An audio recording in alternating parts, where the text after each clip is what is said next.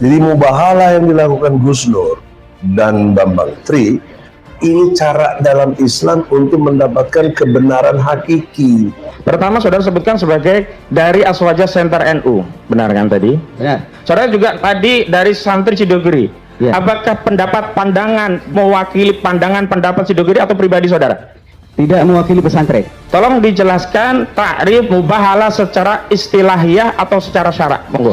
Mubahalah itu adalah sebuah praktek sumpah yang dilakukan oleh dua orang setelah salah satunya masing-masing dari kedua pihak membuktikan kebenarannya dan salah satunya mau diajak mubahalah, maka itulah mubahalah. Saudara ahli mengetahui bahwa itu sudah memenuhi syarat atau paling tidak sudah memenuhi ketentuan mani'an dan jami'an yang saya jelaskan tadi? Belum memenuhi ketentuan dan syarat rukun dari mubahalah. Kalau praktek yang dipraktekkan oleh Gus Nur, Saya paling lu pitak lu maju berani nggak? Kalau nggak berani udahlah, jangan jadi pengecut, jangan jadi penjilat tuh, cara berpikir penjilat, ya, buzzer.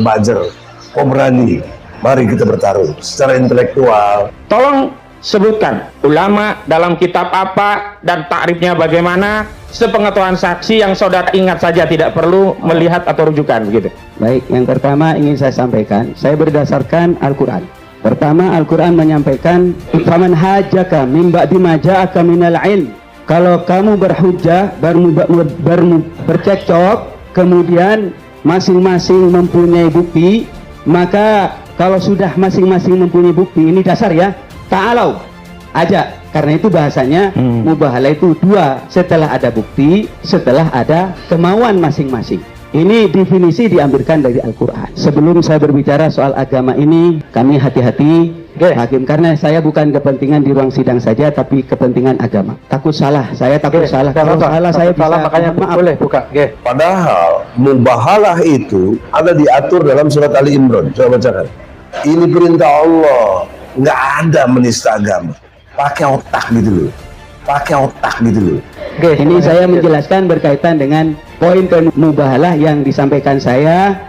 Al-Fakir masih mengaji kemarin kepada para ulama di PBNU, walaupun saya katakan tidak mewakili PBNU, tidak mewakili MUI. Saya kemarin bersilaturahim dengan para kiai, para ulama untuk bertanya, takut saya datang ke sini ini menolong kemungkaran. Namanya Forum Bahsul Masail. Bahsul Masail yang dilaksanakan oleh Dewan Pengurus Pusat Aswaja.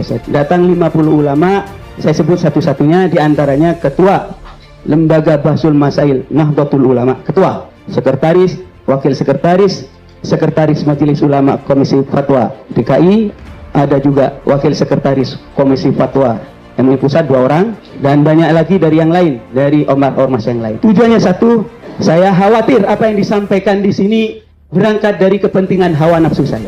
Malah dalam forum itu saya tanya Gus Nur, kalau memang Gus Nur itu benar, ayo kita katakan benar. Kalau Gus Nur salah, ayo katakan salah. Saya tanya, praktek yang dipraktekkan itu seperti ini, saya tampilkan Gus Nur. Saya tampilkan, apakah ini benar secara syariat? Dikatakan tidak benar, dan keputusannya nanti saya sampaikan kepada hakim sebagai tambahan. Dikatakan tidak benar, dan keputusannya nanti saya sampaikan kepada hakim sebagai tambahan. Pertanyaan saya, jika ada suatu kasus orang menuduh kabar bohong, orang menuduh penistaan agama, orang menuduh mengedarkan kebencian dan permusuhan berdasarkan sara, siapa yang harus membuktikan? Apakah orang yang dituduh atau orang yang menuduh pidana sara? Dalam masalah ini yang harus membuktikan kebenarannya adalah yang menuduh. Maka saya sebagai saksi ahli ingin mengatakan bahwa al-mudda'i alal bayyinah, bagi yang menuduh harus mendatangkan bukti.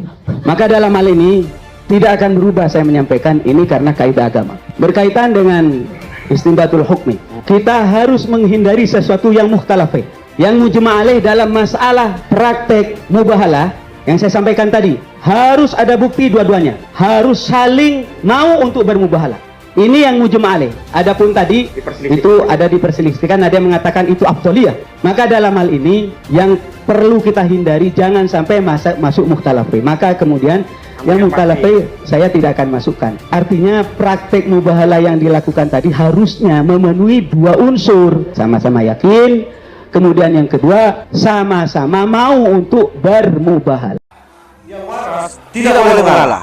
terhadap mereka para pencuri agama yang menjadikan agama sebagai alat politik. Assalamualaikum warahmatullahi wabarakatuh. Om Swastiastu, Namo Buddhaya, salam kebajikan. Kembali bersama Tolong 9 dari Butapan Ritalopi, Bulukumba, Provinsi Sulawesi Selatan.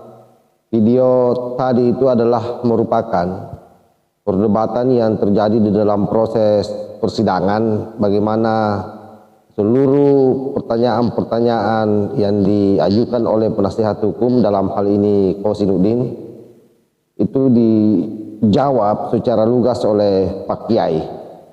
Dan saya kira memang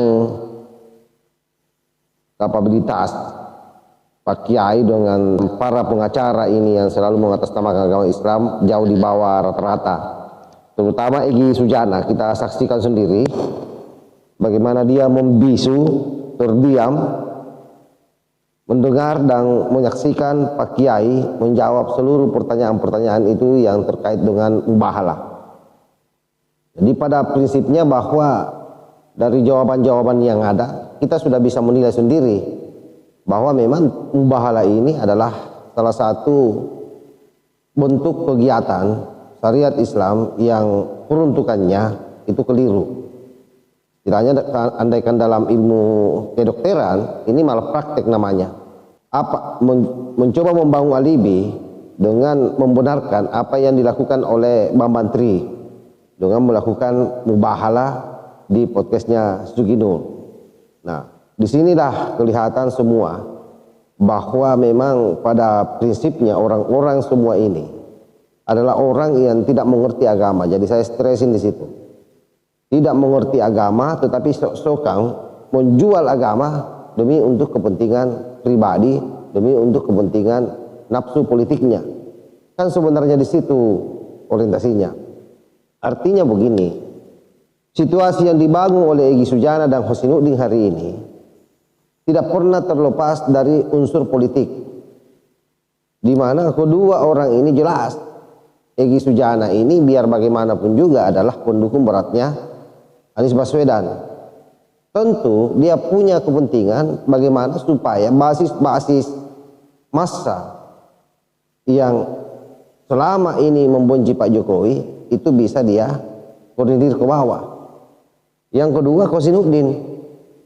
Kosinuddin ini kita tahu bahwa dia adalah salah seorang pentolang HTI yang memang punya agenda busuk terhadap negara ini, yaitu ingin mendirikan negara khilafah. Artinya jelas agendanya. Ketika misalnya dia sukses di sini mempermalukan Pak Jokowi, maka dengan sendirinya itu akan memudahkan seluruh agenda-agenda yang sudah tersusun rapi di perencanaannya, yakni bagaimana membangun satu opini di mana Pak Jokowi kelihatan terpuruk di mata rakyat dan negara ini atau proses penegakan hukum terdegradasi di mata masyarakat. Itu yang ingin dia capai, karena apapun dari hasil setiap persidangan yang dia lakoni, pasti ujung-ujungnya melakukan konferensi pers dan mengglorifikasi seolah-olah dalam proses persidangan itu dia yang mewarnai persidangan, dianggap bahwa dirinya yang benar. Contohnya misalnya, ketika Pak Kiai yang dari pesantren Sedogiri ini menjelaskan secara gamblang soal bagaimana mubahalah, maka otomatis salah satu agenda mereka adalah lari dari konteks itu. Pasti yang dia katakan bahwa Pak Kiai ini tidak pernah melihat ijazah asli Pak Jokowi. Kenapa berani-berani datang memberikan kesaksian?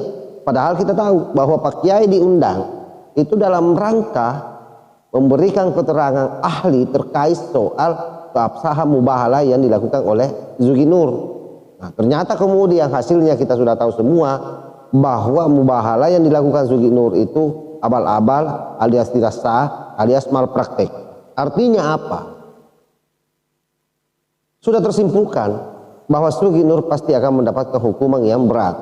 Kenapa? Karena terbukti melakukan penodaan agama berdasarkan kesaksian dari Pak Kiai. Kalau kita menarik benang merahnya, nah tinggal bagaimana hakim. Apakah hakim mau memberikan atau menetapkan hukuman maksimal terhadap Sugi Nur dan Bambang Tri Karena tidak kita tahu sendiri bahwa yang namanya Egy Sujana sudah lebih awal mengancam hakim bahwa kalau hakim mentersangkakan atau memastikan Sugi Nur dan Bambang Tri masuk di penjara, dia vonis bersalah, maka tiga-tiganya hakim masuk neraka. Itu kan ancaman. Artinya ancaman-ancaman seperti itu Egy Sujana berupaya mempengaruhi keputusan hakim pada saat mau melakukan vonis. Tetapi percayalah bahwa kita punya ya, sampai hari ini kita masih yakin bahwa insya Allah hakim akan berlaku adil dan betul-betul akan melakukan tugasnya dengan baik, mau eksekusi vonis Egy Sujana dan Bambang Tri ini sesuai dengan hukuman yang ada, dan kita berharap hukumannya adalah hukuman maksimal. Saya kira itu yang saya sampaikan. Wallahul muwaffiq ila aqwamit thariq. Wassalamualaikum warahmatullahi wabarakatuh. NKRI harga mati, Nusantara milik kita.